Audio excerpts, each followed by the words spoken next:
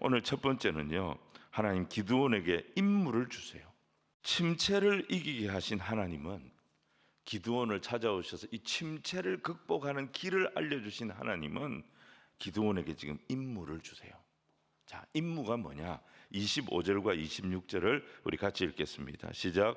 그날 밤에 여호와께서 기드온에게 이르시되 네 아버지에게 있는 수소 곧 7년 된 둘째 수소를 끌어오고 네 아버지에게 있는 바알의 제단을 헐며 그 곁에 아세라상을 찍고 또 이 산성 꼭대기에 네 하나님 여호와를 위하여 규례대로 한 제단을 쌓고 그 둘째 수소를 잡아 네가 찍은 아세라 나무로 번제를 드릴지니라 하시니라.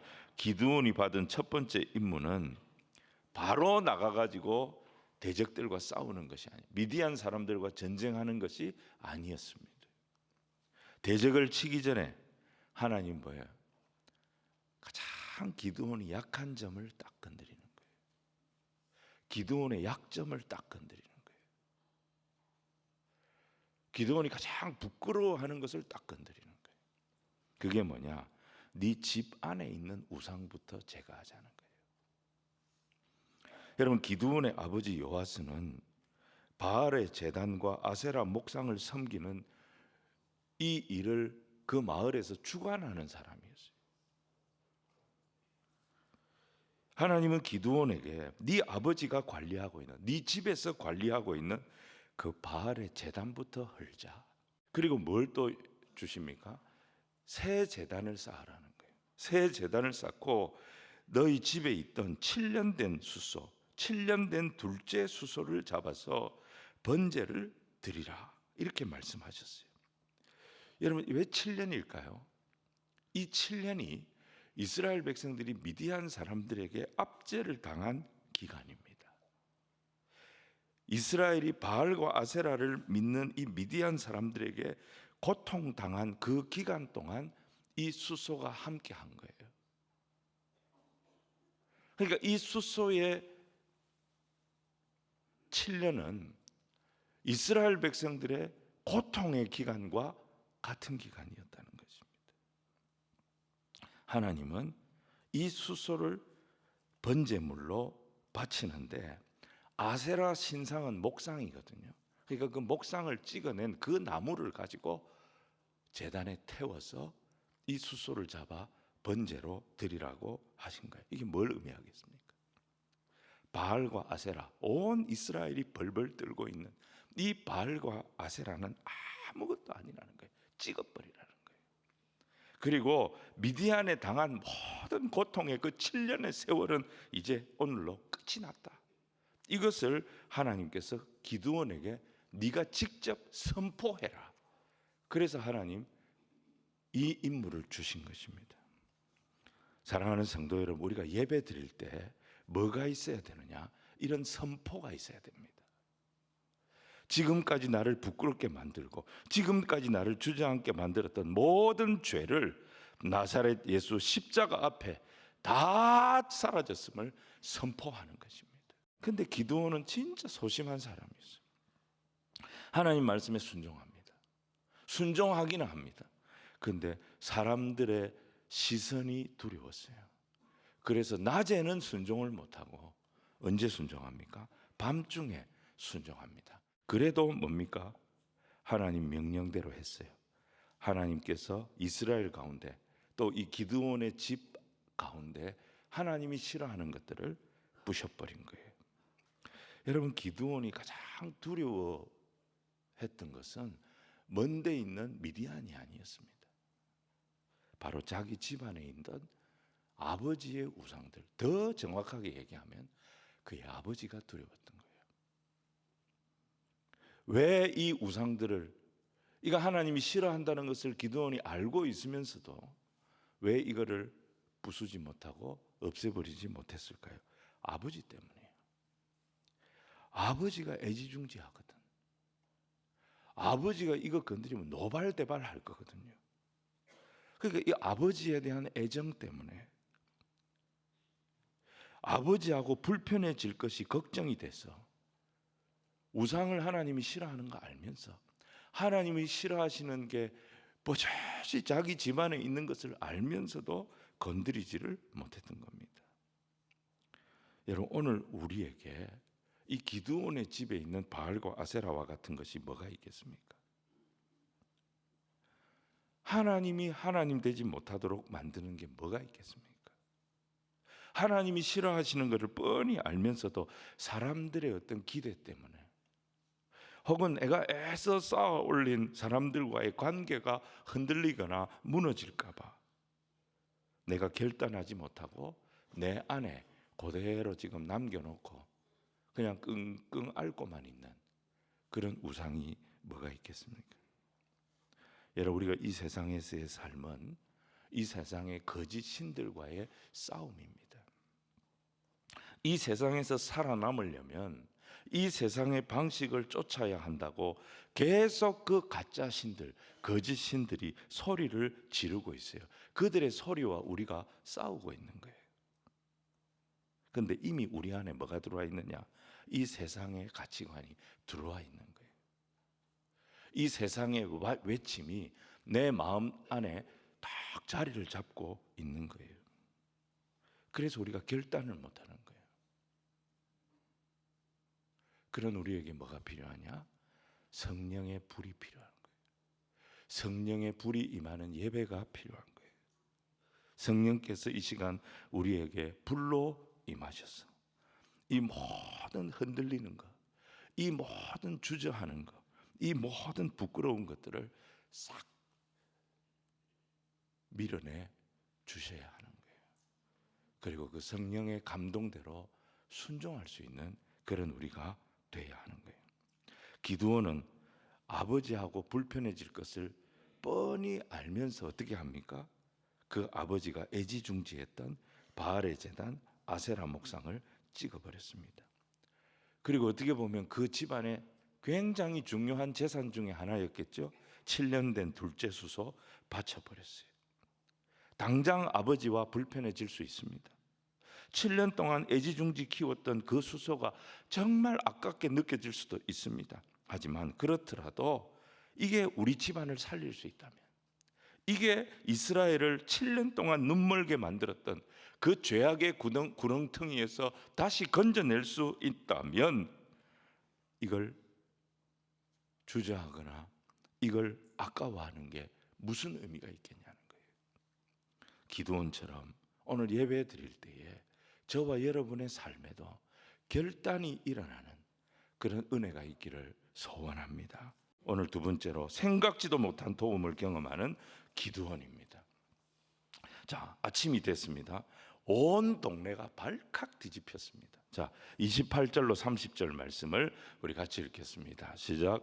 그 성읍 사람들이 아침에 일찍이 일어나 본즉 바알의 제단이 파괴되었으며 그 곁에 아세라가 찍혔고 새로 쌓은 제단 위에 그 둘째 수소를 드렸는지라 서로 물어 이르되 이것이 누구의 소행인가 하고 그들이 캐어 물은 후에 이르되 요아스의 아들 기드온이 이를 행하였도다 하고 성읍 사람들이 요아스에게 이르되 네 아들을 끌어내라 그는 당연히 죽을지니 이는 바알의 제단을 파괴하고 그 곁에 아세라를 찍었음이니라 하니.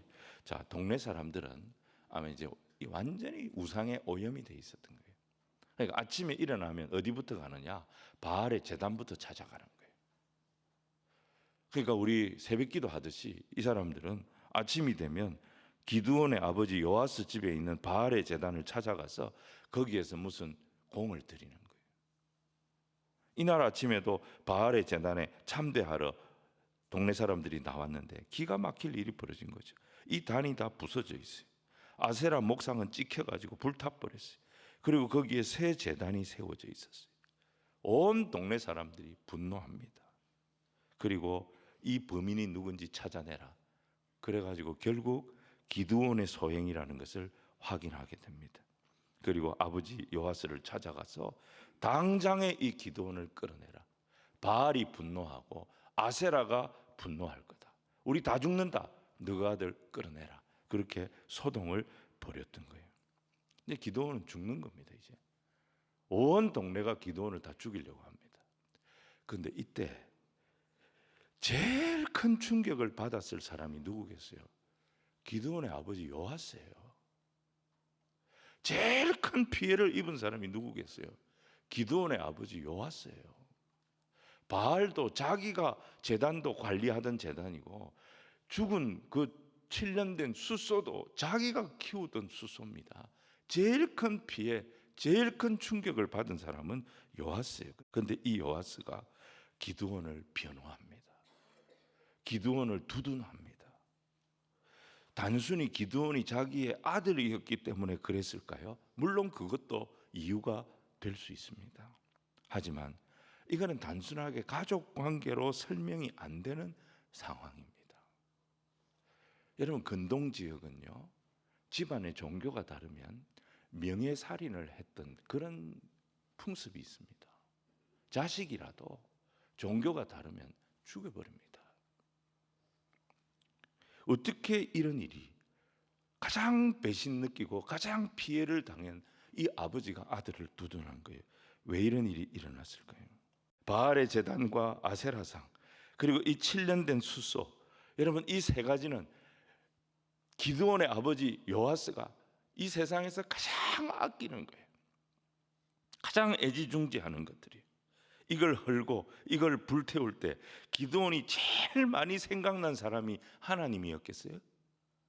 기드온이 제일 많이 생각나고 제일 두려웠던 사람이 그의 아버지였을 겁니다. 아버지는 철떡같이 믿고 사는 사람이에요. 이 바알의 제단이, 이 아세라 목상이, 이 7년 된 숫소가 우리의 미래를 지켜주고 우리 가정의 행복을 지켜준다 믿는 사람이었어요. 기드온이 그걸 헐면서, 그걸 불태우면서 그 아버지를 위한 기도가 없었겠습니까? 아버지의 눈을 열어달라고, 아버지를 불쌍히 열어달라고, 아버지의 죄를 용서해달라고 하나님 앞에 기도하지 않았겠어요? 하나님 그 기도에 응답하신 거예요. 사랑하는 여러분, 기드온의 예배가 오늘 우리의 예배 가운데 회복되기를 소원합니다. 영혼을 넣고 불쌍히 여겨달라고. 하나님, 이 민족을 누르고 있는 바알과 아세라의 그 악한 이 미신의 영이 떠나가고, 내 가족들, 아직도 눈이 어두워 세상에 빠져있는 내 아버지 불쌍히 여겨 주옵소서. 하나님 그 기도에 응답해 주셨던 거예요. 이 일 이후로 기드온은 별명을 하나 얻게 됩니다. 그게 뭡니까? 여룹바알이라는 별명을 얻게 돼요. 여룹이라는 말은 다투다, 싸우다 이런 뜻이에요. 그러니까 여룹바알은 바알과 싸우다, 바알과 다투다, 바알과 싸운 자, 다른 말로 하면 뭡니까?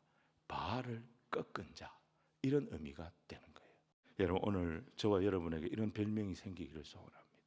우리를 두렵게 만들고, 우리를 염려하게 만들고, 우리를 근심하게 만들고, 우리를 흔들리게 만드는 그 모든 악한 영의 계교를 밟아버리는 여룹바알이 오늘 저와 여러분이 되기를 축원합니다. 기드온이 바알과 싸운 이 사건은요, 온 이스라엘에 큰 충격을 가져왔어요. 이스라엘 백성들은 종교에 오염이 돼 있어요. 가나안 종교에 오염이 돼 있었어요. 그래서 아세라 불편하게 하고 바알 건드리면 우린 다 죽는다, 이런 생각을 하고 있었어요. 근데 하나님은 기드온을 통해 그들의 그 오염된 생각을 깨뜨려 버렸어요. 기드온의 우상 파괴 사건은 이스라엘을 깨우는 사건이었어요. 이스라엘을 각성시키는 사건이었습니다. 자, 오늘 세 번째, 기드온의 요구대로 다 행하시는 하나님을 우리에게 보여주십니다.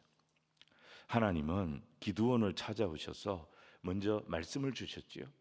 그리고 그가 어떤 존재인지를 다시 깨닫게 하셨습니다. 그리고 임무를 주셨어요. 바알의 제단을 헐게 하시고, 그 바알의 제단이 허물어지면서 뭐가 일어났느냐? 잠자던 이스라엘 백성들이 영적으로 각성하기 시작합니다. 여러분, 한 사람이 각성하면 그 가정이 살아나는 거예요. 한 사람이 기도하면 그 교회가 살아나는 거예요. 한 교회가 기도하면 그 민족이 살아나는 역사가 일어나게 될 줄로 믿습니다. 여룹바알, 사람들이 이제 이 기드온을 주목하기 시작합니다. 자기도 모르는 사이에 기드온은 이스라엘의 영적인 지도자가 되어 있었습니다. 자, 기드온을 중심으로 사람들이 이제 깨어나기 시작하는 거예요. 기드온이 하는 걸 보면서 사람들이 영적으로 다시 살아나기 시작합니다. 자, 이런 일이 일어나니까 대적들이 저항하기 시작하죠. 미디안 사람들이 가만히 있지 않습니다. 33절을 우리 같이 읽겠습니다. 시작. 그때에 미디안과 아말렉과 동방 사람들이 다 함께 모여 요단강을 건너와서 이스라엘 골짜기에 진을 친지라. 이스라엘 골짜기는 이스라엘 북쪽 지역의 가장 비옥한 곡창 지역입니다. 그러니까 이스라엘의 목줄을 또 딱 잡는 거예요. 먹고 사는 목줄을 딱 잡고, 그래 너희들이 얼마나 버티는가 한번 보자 하면서 미디안 사람들이 주변 사람들까지 다 데리고 요단강 건너와서 이스라엘 백성들을 또 괴롭히기 시작했던 거예요. 사탄이 가장 싫어하는 게 뭐냐? 하나님 백성들이 은혜 받는 거예요. 은혜 받고 힘을 내는 거예요. 그래서 사탄은 어떻게든지 방해를 합니다. 은혜를 포기하도록, 예배를 포기하도록, 기도를 포기하도록. 미디안 사람들이 벌떼처럼 일어날 때 하나님 이번에 가만히 있지 않습니다. 영적으로 각성한 기드온을 사용하십니다. 기드온을 사용하실 때 어떻게 사용하십니까? 그 기드온에게 여호와의 영을 부으셨다 그랬습니다.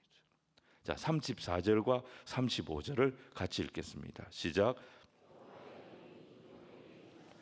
기드온이 나팔을 불매 에베셀 그의 뒤를 따라 부름을 받으니라.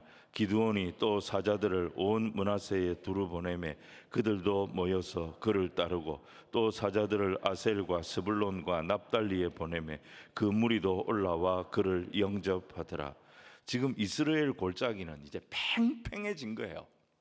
이 이스라엘 들판에 이 평야에 지금 수많은 미디안과 미디안의 동맹군들이 모여 있습니다. 지금 이스라엘 한번 잡아보겠다고 모여 있어요.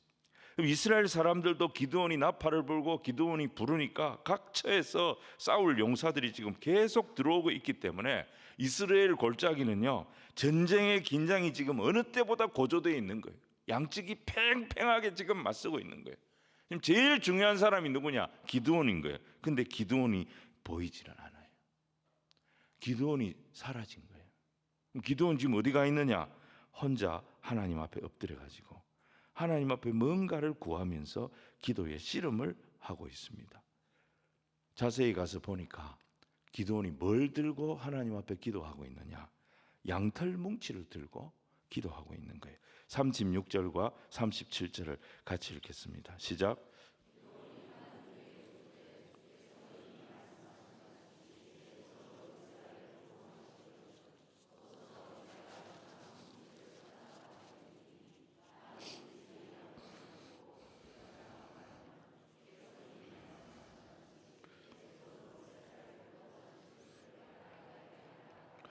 여러분, 여기에 시험 했다고 하지만은 기드온이 양털로 표적을 구했죠.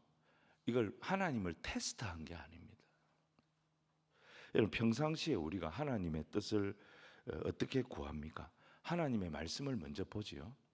그리고 그 말씀에 입각해서 논리적으로 하나님의 뜻을 추론하는 거예요. 하나님께서 오늘 이 시대에 내가 맞닥뜨릴 상황을 성경에 다 기록해 둔 게 아니잖아요. 그러니까 하나님의 말씀을 읽고, 이 말씀을 오늘의 내 삶에 내 어떤 이 생각을, 나의 이런 어떤 이 논리를 가지고 추론을 해서 적용을 하는 겁니다. 근데 지금 기드온의 상황은 그렇게 한가한 상황이 아니에요. 그냥 평상시 같으면 그렇게 하면 되지만 지금 비상입니다. 수많은 사람들의 생명이 지금 기드온의 결정에 달려 있습니다. 기드온이 한 번만 오판을 하면 이스라엘은 엄청난 희생을 겪게 됩니다. 이럴 때는 어떻게 해야 되느냐? 하나님 앞에 나가는 겁니다. 한 번 더 하나님의 결제를 요구하는 겁니다.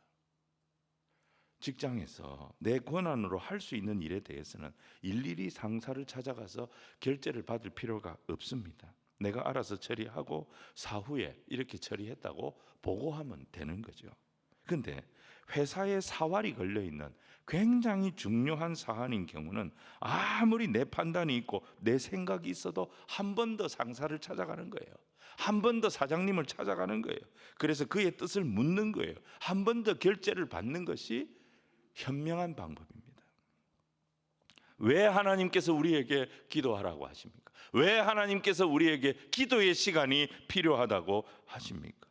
내 힘으로 감당할 수 없기 때문에 다시 한번 하나님의 뜻을 묻는 거예요. 그 하나님의 뜻에 나를 쳐서 복종시키기 위해서 우리가 기도하는 것입니다. 그래서 기도의 진짜 의미는 뭐냐? 나는 죽고 그리스도가 사는 거예요. 하나님 앞에서 내 생각을 꺾는 시간이 기도의 시간이고, 하나님의 뜻에 나를 쳐서 복종시키는 시간이 기도의 시간인 것입니다. 나의 원대로 마옵시고 오직 아버지 뜻대로 하옵소서. 내 생각을 꺾고 아버지의 뜻에 나를 복종시키는 시간이 기도의 시간입니다. 지금 기도원은 하나님 앞에 결제를 구하고 있는 거예요. 뭐 들고? 양털 들고. 양털 들고 이슬 가지고 하나님의 뜻을 구하고 있는 거예요. 그가 첫 번째로 구한 것은 뭡니까? 양털에만 이슬이 있고 주위에는 바짝 이슬이 없고 마르게 해달라는 기도였어요. 진짜 유치한 기도입니다. 근데 하나님은 그 기도를 다 들어주십니다. 양털에는 얼마나 물을 부어주셨는지 이걸 그 다음날 아침에 가서 짜보니까 물이 그릇에 가득할 정도로 응답해 주신 거예요. 넘치도록 응답을 해 주신 거예요.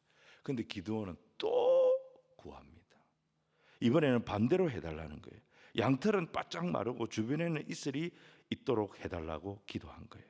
39절과 40절을 읽어보겠습니다. 시작. 기드온이 또 하나님께 여쭈되 주여 내게 노하지 마옵소서. 내가 이번만 말하리이다. 구하옵나니 내게 이번만 양털로 시험하게 하소서. 원하건대 양털만 마르고 그 주변 땅에는 다 이슬이 있게 하옵소서 하였더니, 양털만 마르고 그 주변 땅에는 다 이슬이 있었더라. 하나님이 어떻게 행하셨다고요?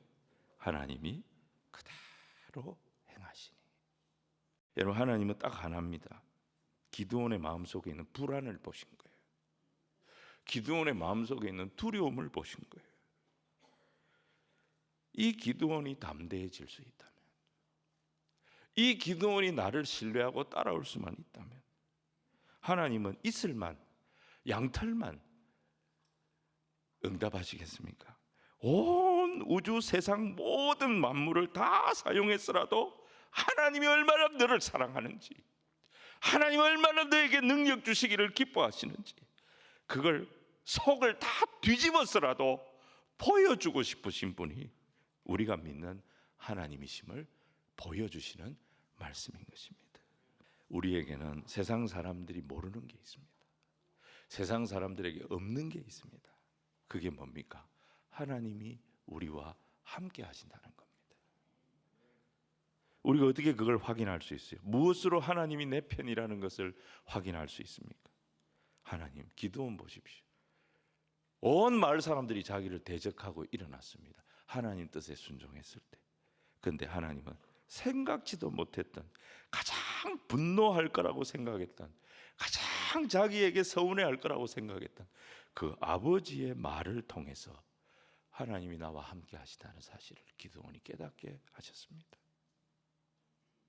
내가 짜놓았던 작전은 다 실패한다 할지라도 전혀 예상치 못했던 곳에서 하나님이 준비하신 하나님의 은혜의 문이 탁 열리도록 인도하셔서 내가 하나님과 함께하고 있음을 깨닫게 하여 주시는 것입니다.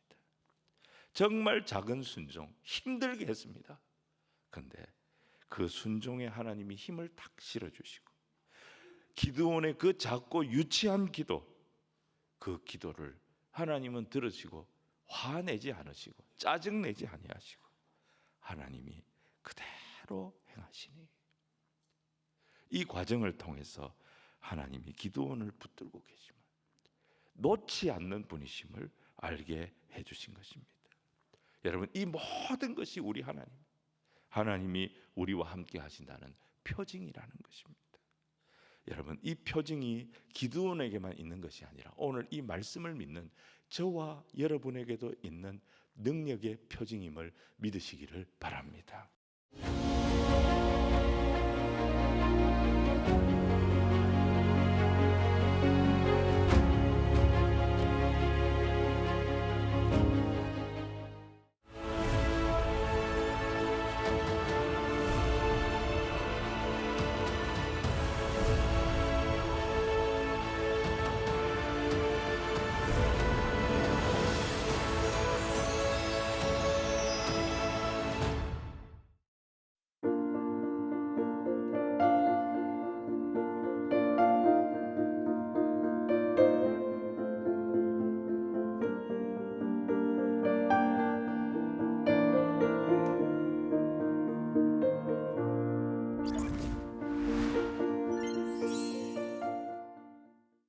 이 프로그램은 여러분의 미디어 선교 후원으로 제작되었습니다.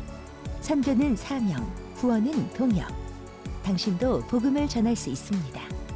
선교 후원 02-6333-1003번